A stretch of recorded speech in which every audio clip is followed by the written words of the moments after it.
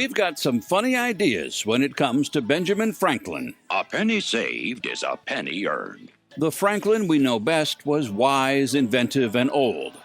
But what about Ben Franklin, the teenager? He seems to have been about 5'10" or 5'11" tall, which means that he was probably about 4 or 5 inches taller than the average at the time. And he was strong. We know he was a very keen swimmer. There are some references to the fact that he had boxed when he was a young man. Sure, he would go on to invent things like bifocals and swim fins, and shock the world with his discoveries about electricity. But Ben Franklin was also impressive as a young man. Was he a likable person? He had enormous presence. I think when Franklin came into the room, he was the kind of person everybody would notice. I don't think he would necessarily try to dominate the room, but you couldn't miss him. And as soon as you started to hear him talk about the things he knew about, which was a great deal, you would soon see just what a powerful intellect he had. You see, the smart tube reaches the bottom. Now we can all learn something about the man we think we know, thanks to a new book about the young man we hardly know, Young Benjamin Franklin, The Birth of Ingenuity. Do you think he had an exceptional mind and exceptional intellect, or was he just somebody who just really applied himself? Oh, he was definitely exceptional. In fact, he becomes more exceptional the more you study him. Ben Franklin as a child and a father before he became a founding father. Let's get this party started with Benjamin Franklin.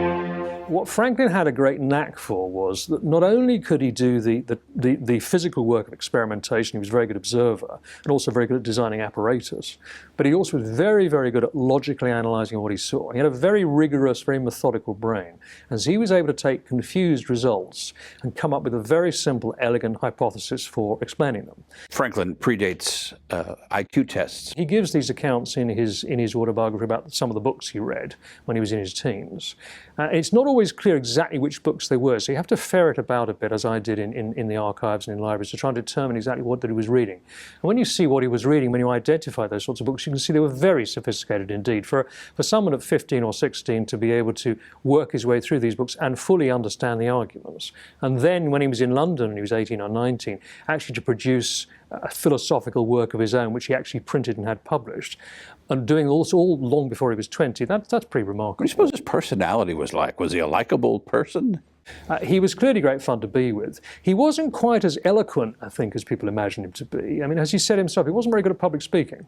He was a very good writer, and he was very good in small groups, but he didn't care for public speaking. Well, I think a lot of us sort of think of him as contemporaneous with the other founding fathers, but he was older. He was much older. He was the sage. Absolutely key point. The fact that he was 30 or in some cases 40 years older than the other great heroes of the American Revolutionary period, and much older than Washington, much older than John Adams, much older than Thomas Jefferson or Alexander Hamilton.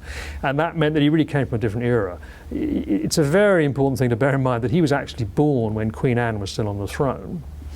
And when he died in 1790, Napoleon was already 21 and Beethoven was already 21 and the French Revolution had happened. Now that's a huge span of history. The difference between the world of Queen Anne and the world of Robespierre and the French Revolution is really enormous. And Franklin was a man who had his feet in both camps, so to speak.